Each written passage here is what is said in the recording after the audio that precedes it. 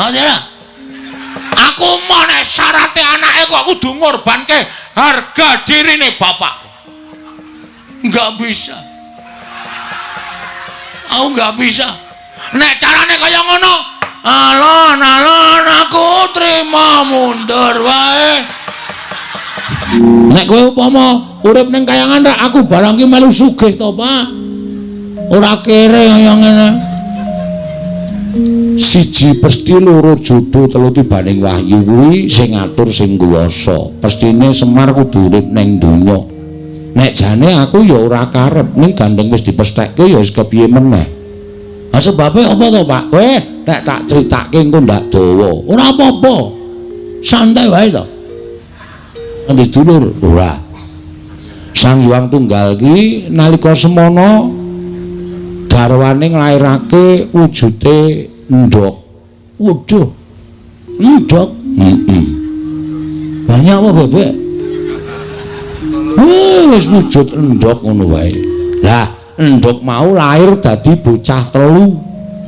Kulite dadi Tejamaya, putiane dadi Ismaya, kuningane dadi Manikmaya. Wong telu kuwi sing paling ora ngrukun dhewe ming si Manikmaya. Sing ragil senengane meri karo kakang-kakange Ismaya karo Tejamaya. Istilahe gelut. Masalahe rasa takon perkarane. Kalodhangan kuwi digunakake karo si Manikmaya nggo wadul karo bapakne Sang Hyang Tunggal Rama. Kakang Ismaya kakang Tejamaya sami panca bakah, sami peperangan. Amargi sami rebat kepingin dados dewaning para dewa. Ning jane ora, ning merga Manikmaya kuwi sing jane kepingin dadi dewa. Terus aku didakwa kaya ngono karo si Manikmaya. Rama Pukulung duka. Weh, diane. Apa ya tok critane? Terus Rama Pukulung duka didangu Tejamaya Ismaya kok ngono pakartimu kok kepingin nyahak wenanging wong tuwa. Tejamaya nek kowe iso nguntal gunung pagering jagat sisih kulon tak dadekke dewa. Ismaya nek kowe iso nguntal pagering gunung jagat sisih wetan kowe tak dadekke dewa. Pak Demu Tejamaya cangkeme nganti dijembar-jembarke nganti suwek. Mula cangkeme Togog kakangku kae kepleh-kepleh. Dadi rusak awake. Aku nganggo iku gunung mau tak serot sawetara sakwirangan mlebu ning wetengku mula wetengku jembling kaya ngene iki. Aku ngonceki critamu mau ana bab sing apik sing tak cekeli, Pak. Piye? Sing jeneng wong di gegayuhan kuwi nek ora ngukur karo kekuatane kuwi mesti ngrusak karo ragane, ngrusak karo batine dhewe. Ya kuwi bapak kuwi. Iya, mula aku keluputan terus diduke ning jagat kene. Lah saiki ngene, Pak. Piye? Aku nek njaluk tulung iki, Pak. Njaluk tulung apa? Gandeng bapak ki wis tepung karo wong kayangan. Bapak ki wis apal karo panitia kayangan. Terus bapakmu nggawa ning kayangan nyuwuna lemper tangga jiwa jambu dipa nirmala. Lah. Iki piye iki gelem ora? Kowe nyetujoni aku dadi pimpinan meneh ora? Nek sampean ora gelem, berarti sampean arep menjatuhkan aku di depan masyarakatku. Itu menghina. Tegese aku wis tok elek-elek. Nek bapak iso gayuh, berarti bapak kuwi pancen lahir batin nggone mbantu karo anakmu Bagong. Ngono wae. Gareng piye iki? Ah monggo kersane bapak pripun? Petruk piye? Kowe ora ngerti. Pun rasa tareng-tareng. Gek cekat-cekat menyang iki ana uang transport 20.000 tekan Kendigong tekan Kayangan kok 20.000. Pripun, Pak? Nek upama aku rasa munggah ning Kayangan piye? Lah terus adikku guru tak undangi mrene.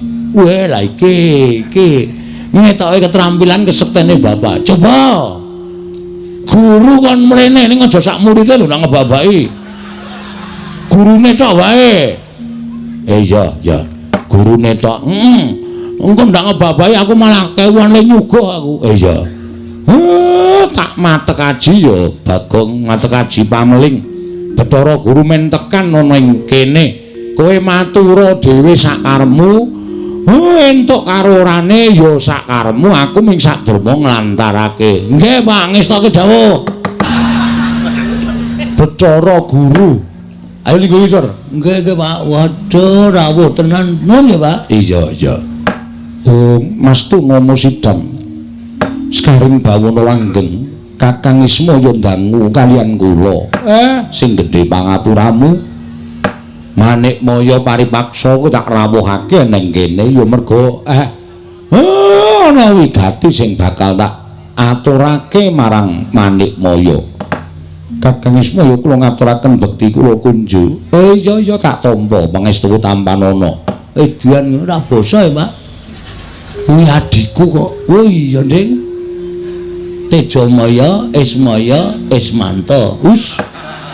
Sapa? Manik Maya. Oh lah. Pukulun kula ngaturaken bekti kula kunjuk pukulun. Ya nala garing ingsun nampa.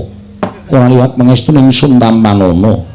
Kula punika jimat paripin daya ning kasan-kusan. Reng ora medhing-ring. Oh ya lali aku orang. Saking kami tenggengen karo busanane pukulun Bathara Guru ting glebyar ora karo-karuan. Pukulun bekti kula kunjuk. Ya Petruk ulun tampa pangestu ulun tampanana kula punika jimat paripin daya ning kasantosan. Pikulun kula ngaturaken bekti kula kunjuk pukulun. Iya Bagong ulun tampa pangestu ulun tampanana kula punika jimat paripin daya ning kasantosan. Lah menika ngaten pukulun. Estunipun panjenengan rawuh wonten ing pedukuhan kula menika panci kula ingkang nyuwun tulung dhateng Bapak Semar ngrawuhaken pukulun Bathara Guru. Iya Bagong. Ulun boya apa-apa. Apa piye? Ora sembrono engko disotke. Wah, anake Pak D Semar e. Ikan ming adimu santai wae, Pak. Ulun boya. Ulan kok ulun apa ulan? Wah, aku gak ngece MC-ne mau dadi kelera-keleru aku. Kualat tenan aku. Kakang Semar, apa? Wonten menapa? Mangke menawi kula paring pangandikan iki lan Bagong malah mboten rampung-rampung. Ya ming ana penjaluk sithik saka anakku sing bakal katur marang Manik Maya. Wis ben anakku sing matur dhewe mengko ndak dikira aku piye-piye. Bathara Guru menawi ngaten inggih Bagong matura. Mengaten pukulun. Kula menika nggadahi gegayuhan kepengin bangun desa kula. Nelasaken masa bakti kula 1919.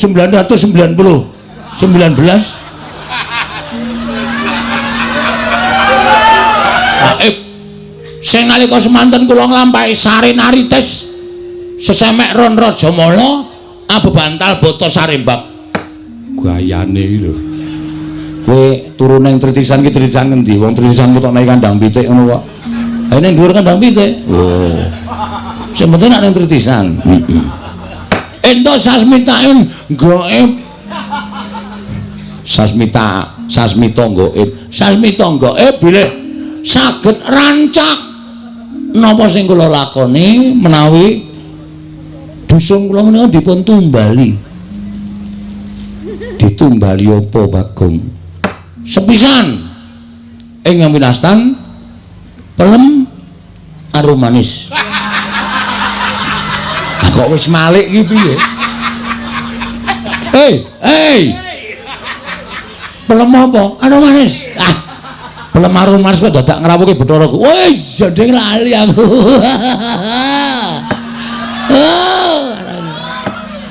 Wong blokon tenan. Pelem apa Bagong? Pelem pertangga jiwa kalian jambu nganggone muni kluthuk tak bandem sandal saka kene jambu dipanir molo mekaten Monggo menika cukulipun ngendikanipun Bapak namung wonten ing Kayangan Surabaya. Suralaya papan pelengganipun pukulan Bathara Guru. Mila Bapak timilu tumuli ngrawuhaken Bathara Guru rawuh wonten ing pring apus menika ingkang saderma saperlu kula aturaken menapa ing dados panuwun kula dhateng pukulan Bathara Guru supados maringana mboten ketang ingkang pentil. Gong cangkeme kuwi lho sing urung gedhe kuwi lho. Aku iki pikiranmu sing bosok terus. Pelem ki nak cilik pelem pentil. Heeh ya. Ingkang alit waton saged dipun dadosaken tumbal ban wonten ing pedusunan Pringapus mriki kalian Jambu Dipa Nirmala pukulun. Pelem pertangga jiwa setunggal Jambu Dipa Nirmala setunggal kula petak wonten ing dusun Pringapus. Nyuwun pangapunten menawi kula keladuk nang gandeng menika sampun dados sasmita ing gaib. Mila tetep kedah kula suwun. Menawi pukulun nyuwun lintu menapa kemawon kula sumadyakaken. Kula gadah Jawa. Menawi kersa badhe ngasta wonten Kayangan sumangga ning kudu ditumbaki. Ora ana pinisa mabur. Ayo menehi ning ora mungkin dadine ora bakal kelakon ora. Ngaten pukulun Kakang Semar. Piye? Menapa Bagong menika mboten mriksa menawi Plempertangga Jiwa Jambu Dipa Nirmala menika daharanipun para Jawata. Wis tak kandhani ning gandeng anak njaluk karo wong tuwa. Ana tetembungan anak polah bapa uga kepradah. Jambu Dipa Nirmala lan Plempertangga Jiwa ki rak pirang-pirang ning Kayangan. Nek mintok longi siji dienggo anakku, dienggo srana ora ngelongi kayamu, ora ngelongi agung lan ageng kuncaraning asmamu. Mula paringna ya Guru. Aku njaluk kanthi banget wene ana. Mbok nganti aku kudu kepiye sing tak lakoni, aku tetep tak lakoni waton kowe gelem menehake Jambu Dipa Nirmala Plempertangga Jiwa. Wilahing. Lho, kok malah janturan? Kok sik meneh. Wilahing. Awit namastu nama sidang. Negaripun dipanjang ngunjuk. Gong tak bandung sandal cangkemmu lho. Malah janturan kaya arep wayangan ora. Ha ki mau malah wilahing. Wilahing. Yuk.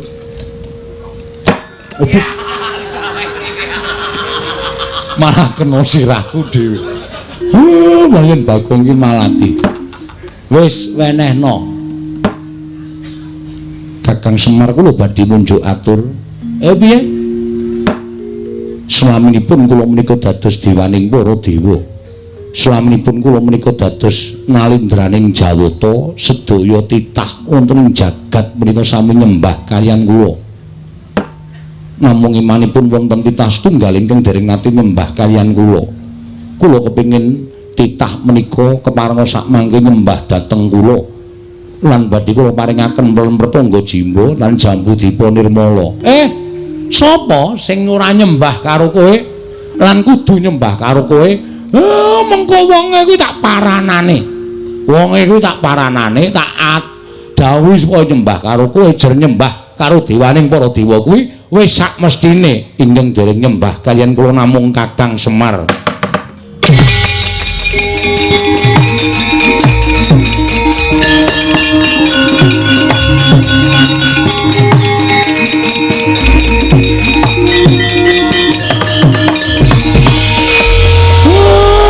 Pancen kuwi syarate. Nadan aku kudu nglesot ning ngarepmu, tak lakonane. Ben napa sing dadi penjangkane anakku iso kelakon? Jangan, Pak. Aja. Bagong, menapa sing tok karepke kelakon? Aku sing ora entuk. Aku ora tegel bapak klesotan ning ngarepe Bathara Guru. Bathara Guru kuwi adimu ta? Aja, wis Pak ora apa-apa. Aku ora diwenehi jambu Dipa Nirmala ora masalah. Kowe ngerti to, aku duwe kepinteran nyolong. Ra peto kaya apa ngreng sangu linggis. Arep babah kaya mbiyen. Ora iso kayangan kok dibabah ki ra iso. Sik Tru, aku mangkel iki Raja Tru. Mangkel piye? Wis aku lara ati aku. Karo ngendikane Bathara Guru sing tledhak ning bareng tekan pungkasane padha kok nyocok nang rasa. Gong, iki dewa lho. Wis ngerti aku apa ngene bakul bakso. Aja kurang ajar ora sak penakmu dhewe. Wis men. Arep dewa iki nek sak kepenake dhewe bapake kok nyembah. Aku ora etuk. Aku ora mentolo, Tru. Aku jane yo ngrasake lara atiku, Gong. Oh jagat ki dadi paseksen. Nek bapake kakane Bathara Guru, tata krama ya tata krama ning ora kaya ngono kuwi. Nuwun sewu lho pikulan. Pikulun. Kita arep apa, Bagong? Pun kula mboten njaluk jambu Dipa Nirmala, mboten njaluk pelem Dipa Nirmala jambu Pertangga Jiwa. Lho, kuwalik. Wis men. Wong ya ora bakal entuk barange kok kuwalik mbok men. Lah kok kita malah sajake Murina lan panjenengan ulun. Nesu aku. Lho, malah ora basa. Iki bapakku Pungulun. Kok men perkara njaluk jambu Dipa Nirmala, pelem Pertangga Jiwa kok Semar, Kakang Semar. Jagat iki ana siji wong sing ora gelem nyembah karo aku. Sapa Guru? Enggak aku tak tekan kono tak aturane nyembah karo kowe. Sing ora gelem nyembah karo kula namung Kakang Semar. Aku ateges secara tidak langsung sampean ki akon bapak nyembah karo sampean. Ha ta?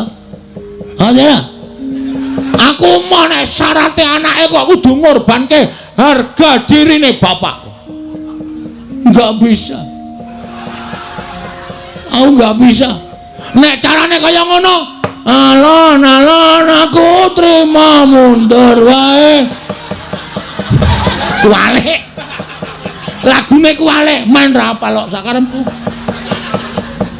Kuwalik ya men aku kuwalik ya nekat kok. Sok deleke kuwalik ben aku ya. Aku ora trima. Ning sampean mang titeni. Sampeyan ora menehi jambu Dipa Nirmala pelem Pertangga Jiwa. Aja sambat nek nganti ilang sakwite. Kuwi enak duduk sisan pokoke. Apa jare? Gawe masalah kok gawe masalah karo mantan maling. Sampenake dhewe ora. Gugu karepe dhewe arep piye kowe ha? Lho, kita malah wani karo panjenengan ulun. Sing tak wedeni apamu? Yen ngono kita ora bakal ulun paringi. Aku ngruda paripeksa. Apa kita wani karo dewa?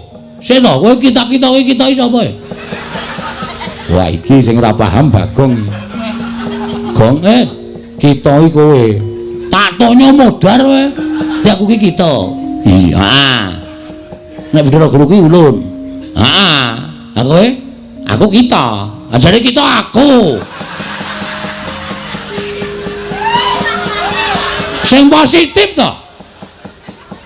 Pun mboten lajeng aku mboten lajeng ngomong kula, Pak. Mumet sirah kula. Sabanjure kepiye Bagong apa kita tetep bakal njaluk jambu Dipa Nirmala pelem Pertangga Jiwa. Nek purun mboten maringaken kula tetep ngruda paripeksa. Yen ana apa kita wani lan para Jawata. Nek jane mboten. Ning gandeng nuwun sewu niki kebutuhan rakyat. Napa to sababe kula ngeboti pelem Pertangga Jiwa jambu Dipa Nirmala? Mergo niki kebutuhan rakyat pring apus niki kedukuhan pring apus. Nek nganti kula ora iso pelem Pertangga Jiwa jambu Dipa Nirmala entuk, ateges rakyat kula sengsara. Daripada rakyat saya sengsara, lebih baik saya yang harus menjadi apa ya? Korban demi kesejahteraan rakyat. Wape. Jangan tepuk tangan. Apa gunanya tepuk tangan tanpa saweran?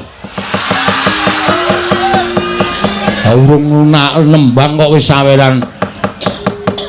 Aku mundur alon. Kowe apal kuwi, aku sedina nyetel kuwi. Oh. Kempol cawet, kempol cawet. Cendol cawet. Kempol cawet ora.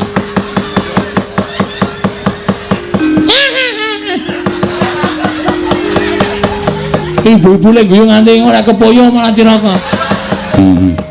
Kula ajeng rebut kita wani karo para Jawata sing tak wedeni awakmu. Bagong sabar men, meneng men. Ora tak peksa ngene iki ora rampung-rampung. Sampeyan ora maringke, kula munggah ning kayangan tak bedol wite. Ben dewa do ngelih kabeh. Ora mangan prember tangga jiwa jambu dipa nirmala. Ulun jabut nyawa kita. Jabutan ora wedi aku. Untu lara tak jabute kok ming nyawa dijabut. Aku wedi ora wedi. Metu njaba ayo, piye? Metu njaba. Weh, lah dewa ngajari ora apik kowe. Hah? Dewa ngajari ora apik. Nek wis sah, wis resmi iki ditokke jero. Ora metu njaba. Oh, kurang ajar kowe ora.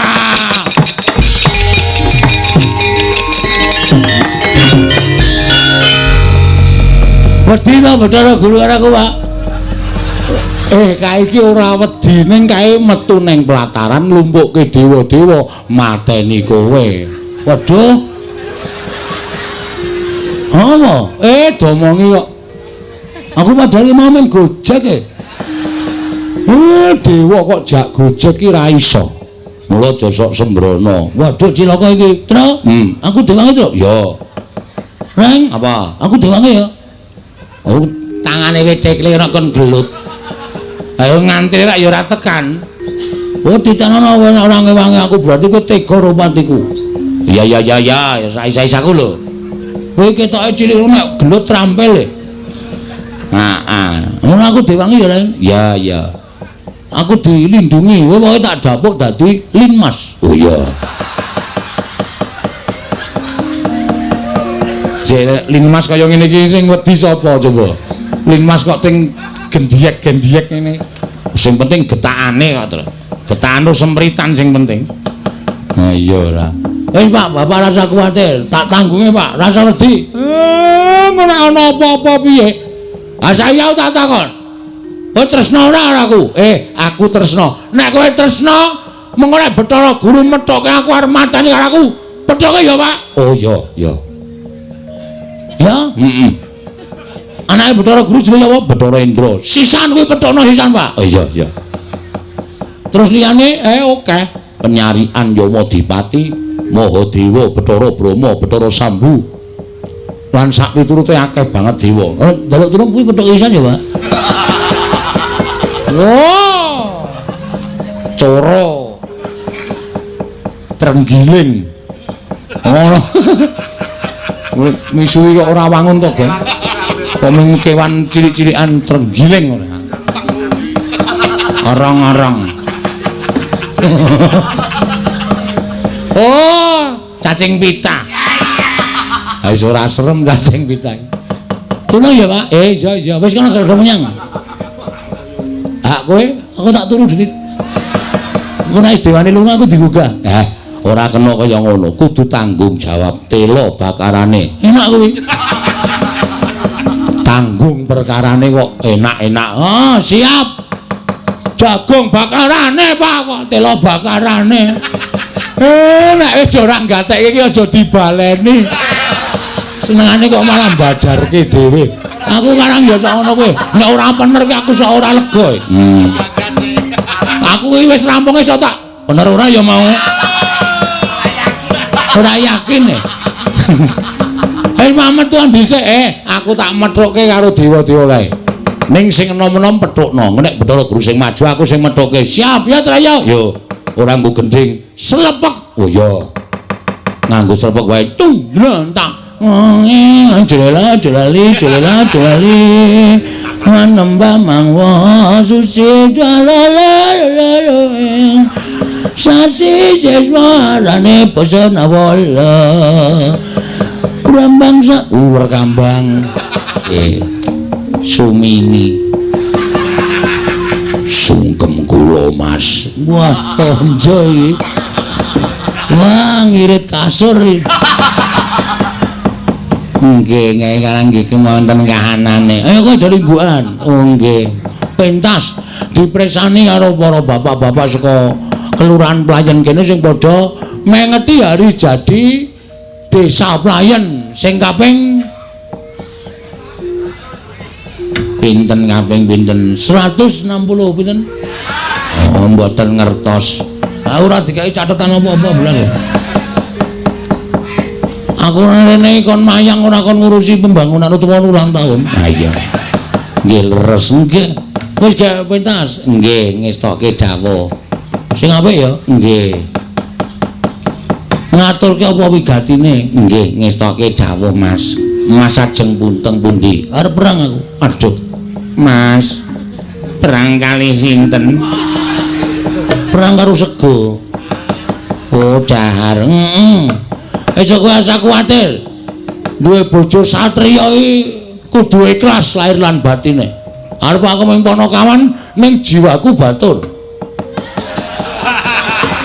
Kula kinten nek jiwane satriya. Jiwaku satriya, mula aku muane kahanan kaya ngapa sing anu iki tak lakoni tak tanggung jawabi. Nggih ngatos-atos. Ya gak wis. Nggih. Joget sik. Nggih. Leboke nang perahu layar. Aku seneng dhewe perahu layar karo apa aja dipleroki. Oh nggih ngestaken dawuh. Terus bablas nang begadang. Oh nggih ngestaken dawuh. Terus dileboke nang ngundul layangan. Oh nggih ngestaken dawuh. Kok akeh banget. Oke iki kudu ngono. Oh nggih nggih telu mawon mboten sakata-kata. Ya wis sakaramu ya. Tak presani saka kono. Nek nganti ora iso gawe hiburan kagem para penonton bandemi watu. Lha sing pentas bojone kok malah dibandemi. Wis gak wis. Wis ya nem. Nggih. Wis ya meni sumini. Nggih. Lho. Dikapake kowe namung dijak salaman. Kok kaya ana suarane mak ngono. Mboten kok Mbak Yu. Ngangge macem-macem titeno kok kempo. Nggih ngestoke dawuh. Mas Bagong, piye? Niki dadi dawuh do mboten purun ngadeg. Ndalu akramasi apa-apa apa ya, Dong? Wah, wis. Ora gek cekak-ceken ning go ngadeg kok angel ora jamak-jamak. Digawe larang saiki Joko ngadeg. Nggih niku karang ngoten niku do males-malesan ora. Ngono kok. Kangelan ora. Awas. Mengadeg arep mutahke wedang. Ngono kuwi terus dilebokke nang perahu layar. Ngene nganti do linggo omong aku. Nggih. Pak gerete saka mburi panggung. Manulih karsisan. Mungsuh kula. Lho. Anake kok dimungsuh ki piye? Ternyata ya kuwi mau no. Oh ya ora apa-apa ya Mak. Iya, mergo nggo syarat gandeng wis dipercaya ya tetep kudu lumaku panjenengane nadyan sayah dikaya ngapa upama nuwun sewu wis kesel dikaya ngapa nek rakyat isih keparengake ora kena selak ora kena indha jer kuwi dadi panggilan kewajiban sing kudu dirampungake no. Iya ngono ya Mak. Iya ora sang gagas awak kesel ngono ya. Nek nyata kuwi dadi srana murakapi sagung bebrayan gedhe awak dhewe ora kena selak. Ya kaya awake dhewe iki. Iya. Ora perkara apa-apa, upama Pak Lurah mesti ora lila nek bengi iki aku nyuwun Pak kula tak mboten mayang kula tak ngaso. Mesti ora lila.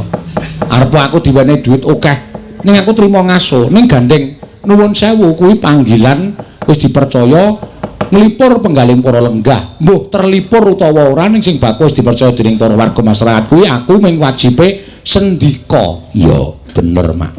Kaya Pak Lurah kuwi ya wajibe sendika. Ya, wis dadi pengayomaning para warga masyarakat. Ya. Ya kuwi, ya. So nek dadi wayangan neh. Heeh. Desa Playen ingkang kaping 158 menika kula namung saged muncupaken asta kunjung ngersanipun Gusti sinambi wungon sedalu natas kados ngendikanipun Jeng Sunan Kalijaga. Ya. wong tugur sewengi iki bakal cepak bokor kencanane, cepak nugrahane. Ya, wong seneng melek mula warga pelayan ingkang semene padha mlumpuk ana ing lapangan, padha kejaba mresani wayang sing diaturake dening para pemerintah kelurahan Playen.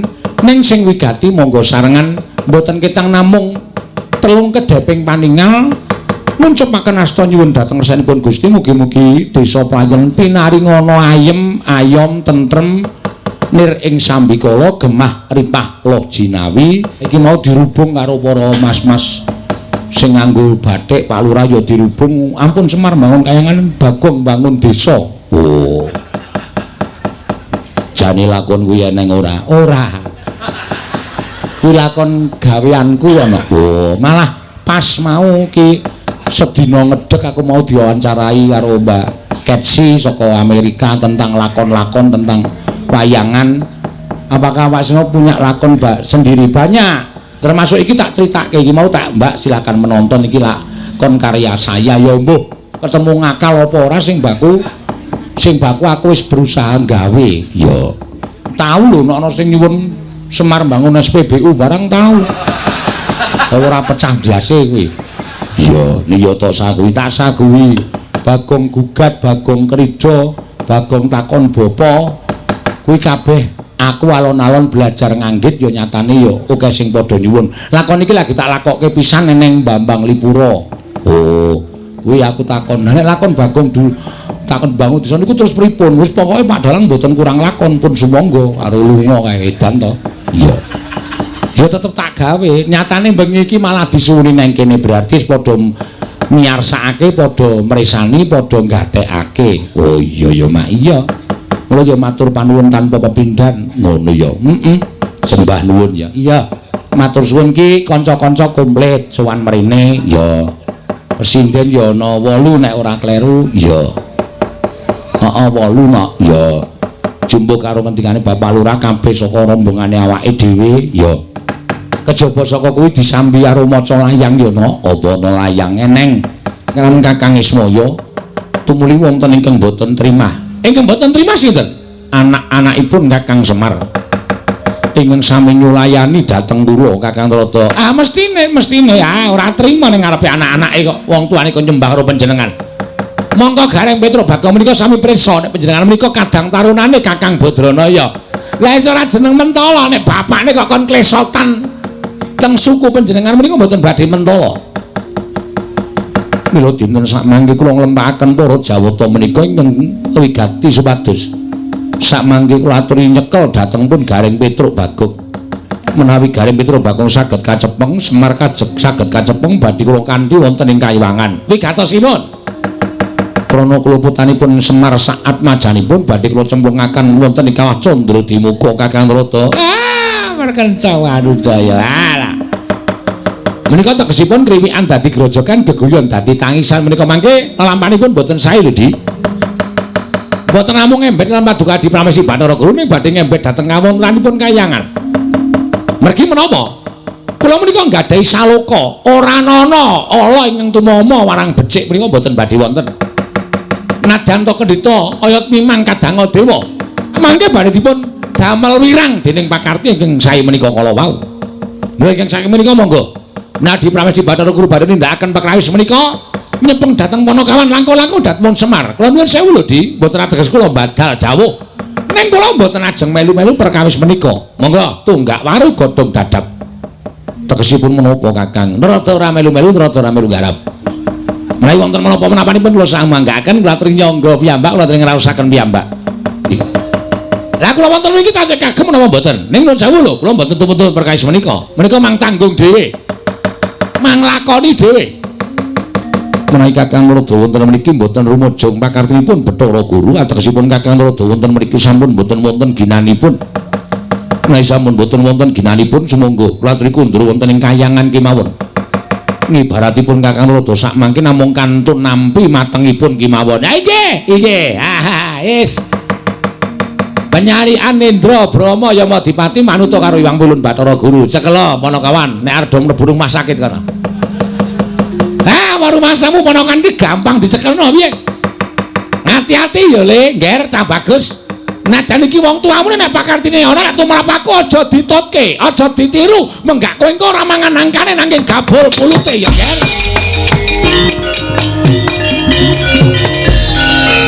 Penyarian kula ngendhawuh pun Indra wonten timbalan Rama. Brahma wonten timbalan Pukulun Yama Dipati. Sak kathahing para durandara diketapake merga ulun percaya anak-anake Semar uga ora bakal gampang dicekel. Nanging sapa ingkang bisa ngrangkit atmajaning Semar luwih-luwih iso ngrangkit Semar Badranaya bakal nampa hubungan ingkang sakmurwat lawan labutan kita kelawan panjenengan ulun. Pangkatipun ing putra benjang menapa Rama Pukulun? Pangkatipun ing putra benjang menapa? Ora ketang sambung obor cara lintang tung liya mangkat dina iki. Nang ngestaken dawuh. Lah iya. Ning upama Bagong mau rawani karo Wong Pikulun Bathara Guru kedadene ra kaya ngene. Lah iya wis pokoke sak kuwate awake dhewe reng nek kira-kira ora kuat ya mundur. Nek kira-kira kuat nandhingi kridaning para dewa ya dhewe kudu mbantu karo Bagong. Dan adine wong bantu ki lahir batin ora sampe naik dhewe ngono kuwi. Ya wis tak mangkat Le, rasa dadak gemremeng. Tak menyang medhoke para dewa. Nggonku labi karo kowe iki nek tumrap aku malah kaya wong Natayipati lho kok. Nek mungsuh dewa iki nek kurang-kurang bejane sisip sembire tekaning pati. Kowe iki urip ya kok anu utange, Tru. Kae sapa ngerti aku? Ora ngerti. Bathara Yama Dipati. Yama Dipati? Heeh. Dewa tukang apa kae? Tukang jabut nyawa. Waduh. Sento mungsuh pisane kok tukang jabut untu nyawa. Untu dengkulmu nyawa. Nek niat diniati, Gong. Siap, wis ora wedi lho sapa-sapa aku. Kula ngatur bekti kula kunjuk Pukulun. Nala garing tak tampa pangestuku tamanono. Pukulun Bathara Penyarian. Oh, Pak Carik. Udu. Bathara Penyarian. Ya kancane Pak Carik. Ya iya wis. Bekti kula Pukulun. Iya Petro tak tampa. Pukulun bekti kula. Ya Bagong tak tampa. Pukulun Bathara Indra ngaturan bekti kula kunjuk. Ya garing tak tampa. Pukulun Bathara Indra ngaturan bekti kula kunjuk. Ya Petro tak tampa. Indra sapa, Tru? Indra Dewa. Ngut dono kasih Indra udu.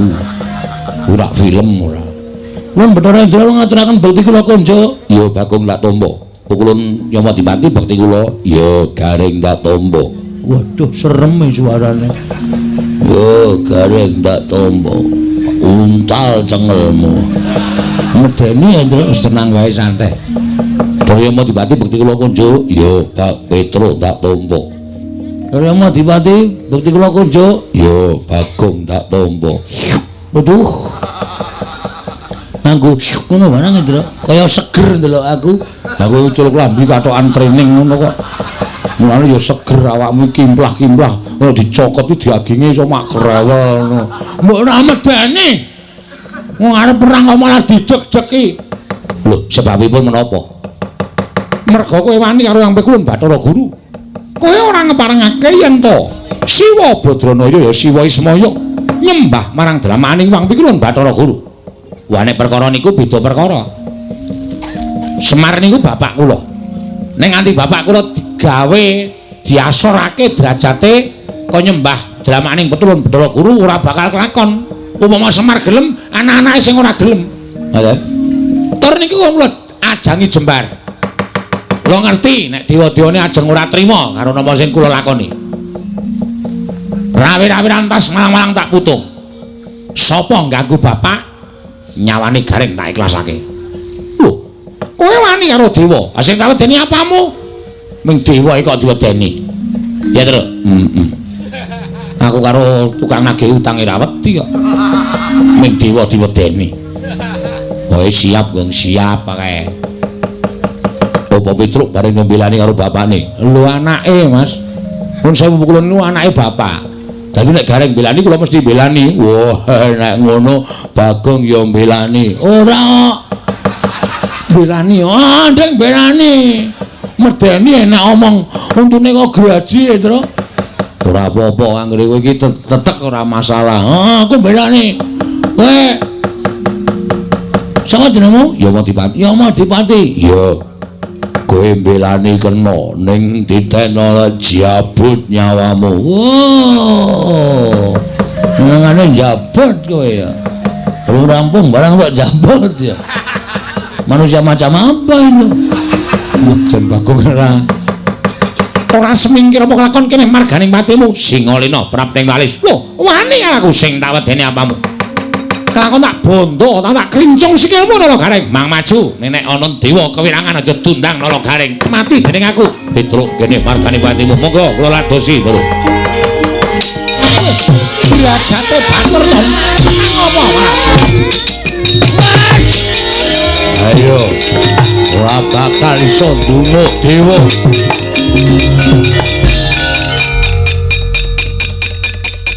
Tro, wedange putah. Iya sepen. Kesamplo tangan kowe. Piye? Wah, aneh.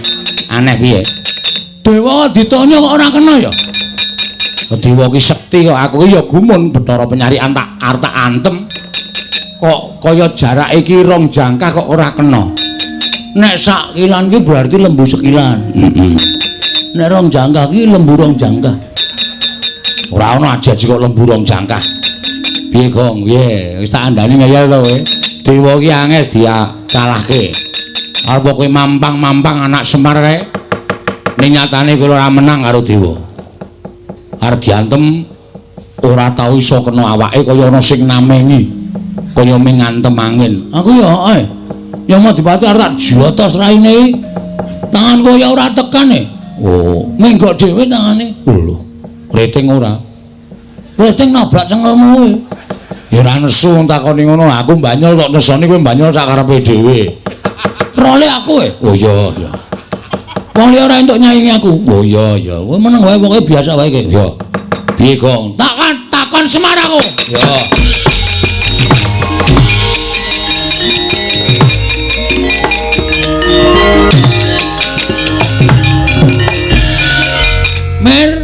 Mir meneh. Wis ora apak ning mir men. Iki susul iki, Pak. Piye? Aku mau bertanya kepada Bapak. Kok dadi dewa ora iso diantem? Dewa iki derajate sak dhuwure menungsa. Dewa ki sembaning menungsa. Mula dheweke ora iso diantem karo menungsa lumrah. Terus piye iki lek perang teneh wagu? Kene diajar kene arep ngantem ra iso. Rugi kene selak modar ra iso bales. Ning sing jeneng apa-apa ki ana kringkiane. Sak pinter-pintere wong ki mesti tau kapusan. Sak bodho-bodhone wong ki mesti duwe penemu sing apik. Lho wis aluka. Nggih. Sak ampuh-ampuhe wong ki mesti ana kringkiane. Para dewa kae ya ana kringkiane. Kringkiane apa, Pak? Nek ngantem dewa ya aja nggon sirah, ora bakal kelakon. Ning dada medun. Ora entuk dada munggah, Ra entuk ning dada medun. Mesti keneng. Mesti keneng. Dada medun. Iya mesti keneng. Mudyar dening aku kowe. Dada medun, Pak. Heeh. Hah, kakon ya. Kene medun. Wis rasa kuwatir. Rang. Kut, bales kowe ora kekecek aja dundang Nala Garing. Ayo, aku walesen. Aku walesen. Rang. Apa? Nggon busi. Oh siap. Kono wis entreke larane ra jamak-jamak. Bres ngono Rang. Mati dening aku. Ayo walesen, mati ya. Aduh, waduh. Mutar we.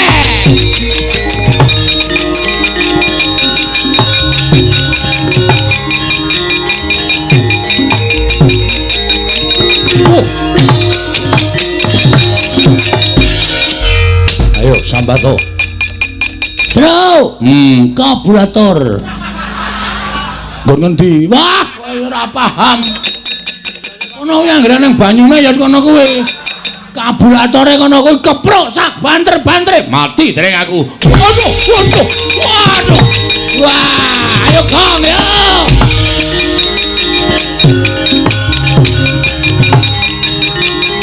Wah.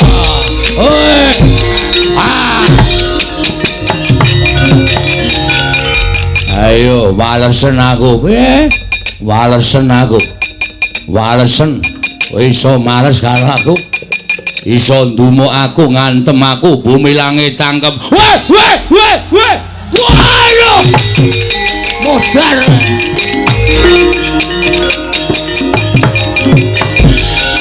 Pecah kula. Mati aku edan. Nolo gareng edan. Wah, diantem sak banter-bantere. Waduh. Aduh Rama Wulan. Pecah kula waduh. Mboten saged mlampah. Waduh. Bagong edan. Nganti muni makluk ngono. Aduh. Wah, latala. Ngamuk punggung Suratanto Nirbaya Nirwikara. Panakawan gawe wirangking para dewa. Cestri Sura ora padha tekaning pati aja dundang Bathara Guru leganing ati.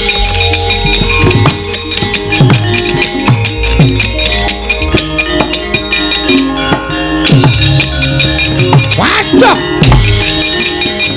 Wes.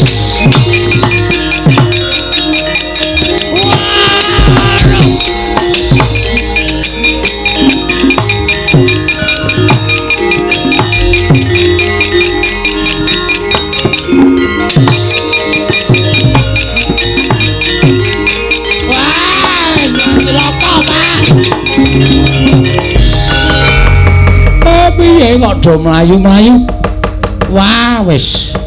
Nek dewane kalah kabeh. Cocok ora? Dodo medun cocok. Sip, Mak. Penyarian tak kwampleng kluthuk. Bebeki ora karo-karuan kae. Jungkel-jungkel Dara Intulak antem ya kontal. Pak, Bathara Guru nggawa drai. Drai dengkul memlocot ora. Sing marai mlayu ki mbuh Bathara Guru nggawa gaman kae. Namane apa ya, Tru? Kae jenenge kaya tombak ning pucuke telu, Pak. Kuwi bebayani. Ora ana sing wani nampani kuwi. Kuwi pusakane Bathara Guru sing jeneng Cestri Sura. Cestri Sura, Tru. Gong Cestri Sura, Gong. Agene men Cestri Amin. Cestri Sura. Mula kok ditokke kok suarane. Cengkoke iki dawe-dawe. Cestri Sula. Kae ora ana sing wani methukke ning bapakmu wani. Nek wong mati kok karo bapakne kaya ngono to, Gong. Kon piye nek mati? Nek aku mati kowe ora sida mbangun desa. Waduh, wis ora ketemu Pak Bina. Cilaka iki to. Ha iya. Kudu sing mbangun desa iki. Pak Bina ora ono. Anu den baku sing ngarsa. Iya. Ha iya jabe. Kowe do tengok kene. Bagong Petruk gareng tengok kene. Bathara Guru aku tak neng kene kok ora tekan kene dhewe wong.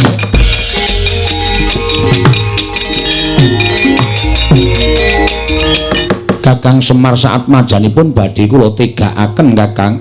Mbok sabar to Manik Maya. Dipetung nganggo nalar sing ganep, ora sak kepenakmu dhewe ngono kuwi. Lah nek nganti iki engko do ngerti mongko iki ning jagat. Nek nganti Manik Maya ngerti mateni Semar, apa jeneng ora banger bacin asmamu? Sing padha wis weruh. Lah jare Semar ki kakangne Bathara Guru kok malah kakangne dipateni adine. Apa jeneng kowe ora ngreksa marang kalindraning Jawatamu? Apa jeneng ora kowe ngreksa marang asmamu? Aja nuruti karo mubal babaling nepsu, mubal babaling kekarepan. Nek kowe kepengin aku nyembah, iya aku tak nyembah. Ora apa-apa. Wong sejere kowe kuwi ratu ning dewa, aku ming derajate wong cilik ming Panakawan. Wajibe ya pancen kudu nyembah. Ning ora neng kene to, kowe jaga asmamu, aku tak ngreksa jenenge Semar. Menika saestu Kakang. Aku kok tau goro ki goro kapan? Lajeng keparingipun Kakang Semar ning kayangan. Wonten kayangan.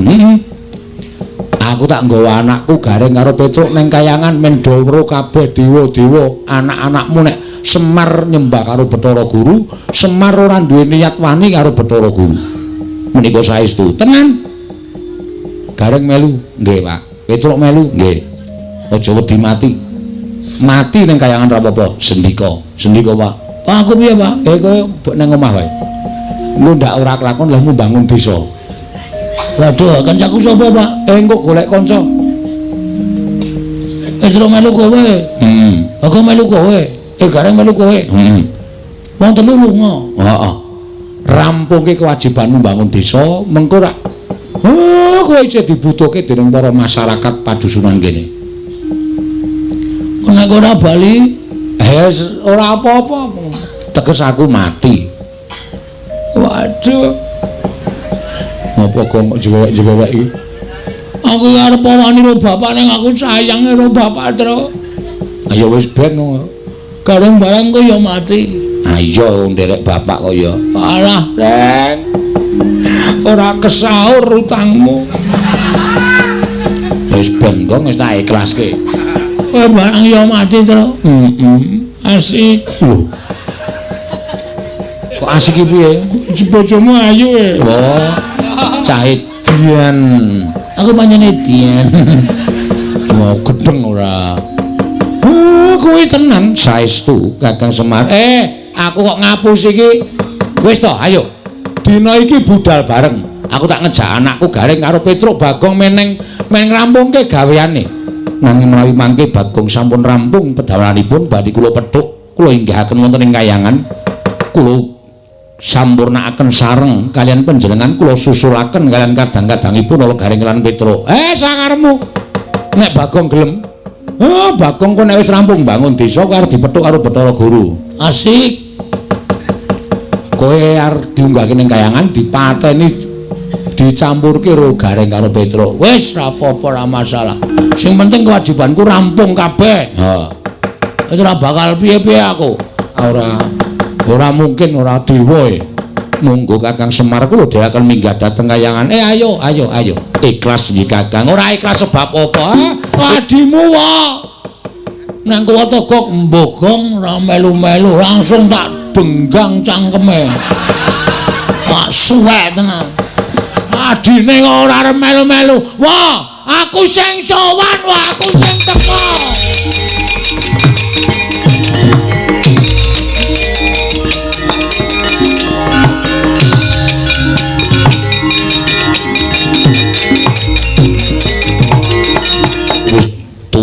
Tur dasare aku wis wareg mangan gempalaning jagat legiasining kahanan. Ha iya, lah kok susah ki ngopo? Mbok wis sak titahe gop digawe ngene ya manut, digawe ngono ya manut. Wong sing jeneng awake dhewe ki ana sing murba masesa ya kuwi Gusti Kang Maha Suci. Mula ora usah ndandak pikiran werna-werna, ora usah ndandak penjaluk sing aneh-aneh. Sak murwate mengko ndak dikira cecak nguntal cagak. Cebol nggayu wulan wuta ngitung lintang tangeh kelakone cepak wurunge gok. Ora perkara kok aku duwe penjaluk iki ora. Lah gimana? Aku ki mbah piye ya lume ngarep ngrembug iki janjane sepele. Nene entuk tak gagas-gagas kok saya ngrantes nang pikir. Lah apa mulane omong? Aku ki 3 dina kepungkur jemuah kliwon wingi. 3 dina kepungkur? Heeh. Kuwi dinane sapa wong aku saiki lagi Selasa kok. Ceritane ngono kuwi. Kuwi aku ngimpi. Ngimpi apa? Dulurku lanang kok kayane pirasatku ora apik ya, Lung. Kok sih ngimpekke aku? Ora. Lho, dulurmu ki sapa? Wong nyatane kowe tak kancani urip seprono-sprene ya mung karo aku, ora karo sapa-sapa. Ngalor ngidul ya karo aku, gulang-gulung ya karo aku. Kok kowe muni nek dulurmu lanang kuwi tak impekke elek iki, aku apa piye kok? Kudu. Ora ya ngerti to aku kuwi ndek sedulur Adi ning tanah Jawa. Oh, Semar. Ismaya. Heeh. Ngapa Semar? Tak impekke kok ora apik. Semar ki lelayaran numpak baita ning kok ora ning segara, ora ning bengawan, ora ning kali. Neng kolah. Ora. Jeneng kapal kok neng kolah nyocok cengelmu iki, Pak. Rasae masih tegak. Biasa wae wong sing jeneng omongan ki ya diselani nganggo gocek ngundak sepaneng. Lah iya. Lah terus Semar lenite kapal nendi? Semar lenite kapal ki kok neng kawah Candradimuka. Loh. Neng kawah Candradimuka? Oh. Mongko bengok-bengok pendake ning wong weruh dijaluki tulung, pendake ning wong weruh dijaluki tulung. Gegah tangi saka turu merga wancine wis sesuk. Pitikku jago do kluruk ingon-ingonanku do ting brengok. Wancine gagat bangun esuk. Mongko hitungan impen yen manjing gagat bangun esuk kuwi impen sing ndara dasih. Tegese sing puspa tajem impen sing bakal kasembatan. Mbah ya wis gak. Ngapa tak kowe iki nggagas impen barang ki? Wong kowe iki biasane ora tau nggagas impen. Lah kok saiki kok tak gagas banget nganti kowe ora tau omongan karo aku mergo gagas adimu si Ismaya nggone ngimpi numpak kapal ana ing tengahing Candradimuka. Durung rampung lehku cerita.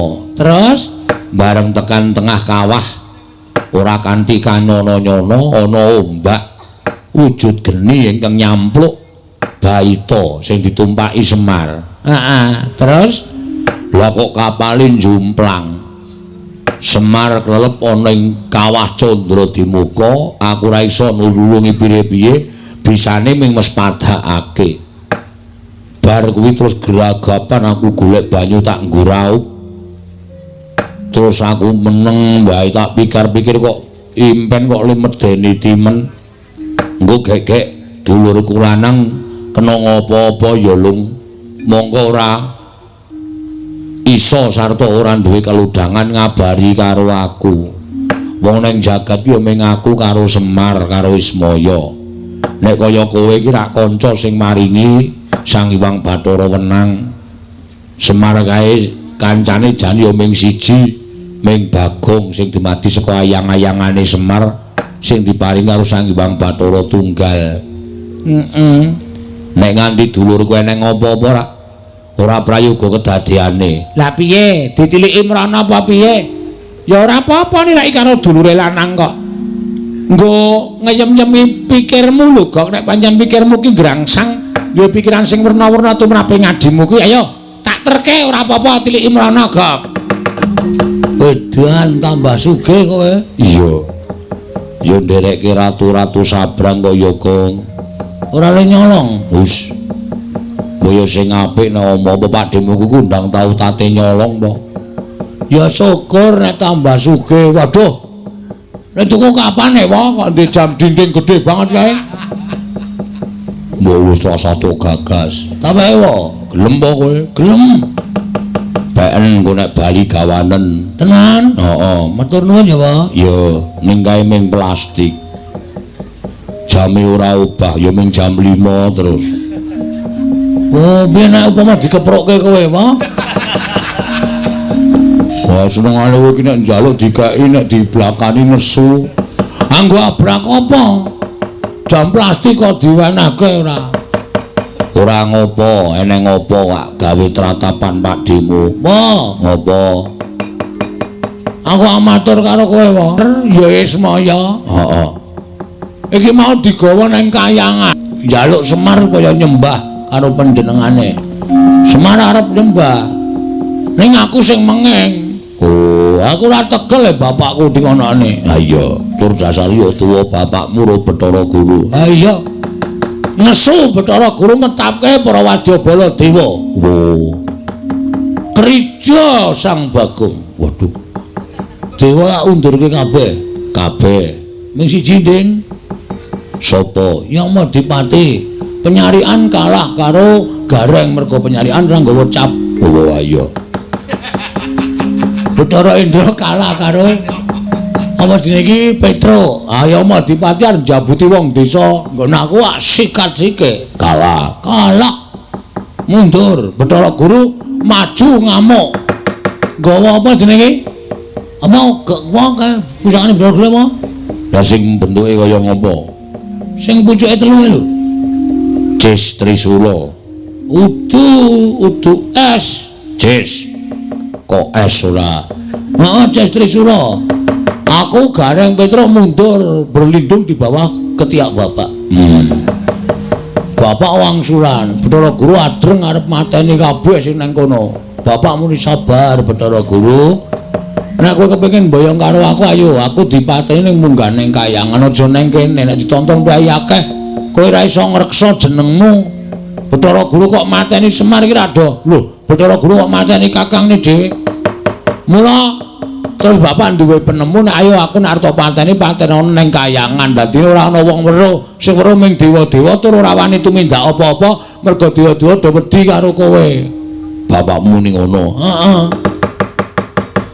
Terus bapak saiki munggah ning kayangan karo Gareng karo Petra. Aku kon keri ning donya, jarene kon ngrampung kene ku arep duwe gawe bangun desa. weh ngono ta. Heeh. Lah terus kowe mrene ngopo? Mene njaluk tulung karo kowe apa Togok? Aku ditulungi bapak digobali apa? Nendi? Nang omah. Sampeyan tak tuwa dhewe to. Jare mbiyen sampeyan karo bapak karo Bathara Guru ki kedadian saka telek. Us. Anu telek templene ngendhok. Oh, ayo. Sampeyan kulite, bapak putihe, Bathara Guru kuningane, ha ta? Heeh. Teleke dadi mbilung. Persetan. Oh, dulu. Basa Indonesia ora. Ana kuwi tulungi apa? Gong. Nah aku sing nulungi mengko ndak aku dikira wong tua sing melu-melu perkarane bapakmu karo Manik Maya. Lah terus Aku ora iso nek kon munggah ning kayangan. wah, aku nggo catet lho. Kok nyatet cangkemmu ya, wah? Sik. Wah, mak teratap aku. Aku ki wong ora tau sembrono ya. Nek mencro terus nyatet cangkemku tenan. Iki serius iki, nek ora gelem ngewangi aku, ora gelem balekke bapak, asli tenan catet. Tak bengkak nggo kunci Inggris sangemu. Men saya ombo. Sik. Aku ora gelem ngewangi ning iki aku duwe cara. Caramu piye? Sing ngewangi kowe dhewe wae. Wong tuamu. Terus wujude Kowe wujud sapa wae sakarepmu. Engko tak nehi daya kekuatanku munggah ning kayangan kowe dadi wong digdaya. yakin? Yo. Saiki kowe pengine dadi sapa? Aku sing dadekke kowe dadi sapa? Dosamu kok? Moh.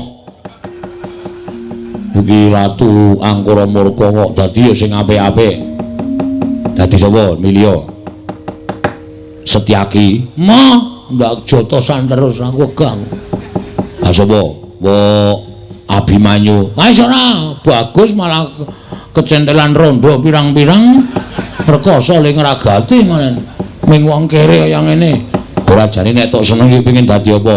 Nek siwa iso ndadekke aku, njaluk dadi Raden Werkudara wae. Wah, mbok ora sing aneh-aneh, Gong. Kowe ki mung cilik kaya ngono kok. Berarti ora iso. Nek iso dadi apa-apa iso. Iso le iso ning boyo liyane. Ora, catet cangkemmu. Yo. Yo tak dadekke. Wah kok wancamane ming cangkem terus to iki. Ah piye cangkemmu wae? Iso kemlebet kaya gendera e. Oh ya wis ben ora. Wis wani dadi Raden Werkudara. Wani, Kok nek ketemu Raden Werkudara tenan kowe nanggung dhewe perkarane. tak tanggunge. Wis, aku piye carane, Pak? Ngadeg. Ngene. Sedakep. Ngene. Merem. Melet. Ah catet ya ora. Rasa nggo melet. Wis ngampet ambegan tak cipta. Ya, tenan lho. Iya. Oh, ngapusi atuhnya tenan. Ora. Dibuat jadi anjing saja, Gok. Iki borokan muni piye iki mau? Tak klithiki ndasmu kowe. Nulung aja tok beda iki nek wong nekat tenan nulungi. Nek nekat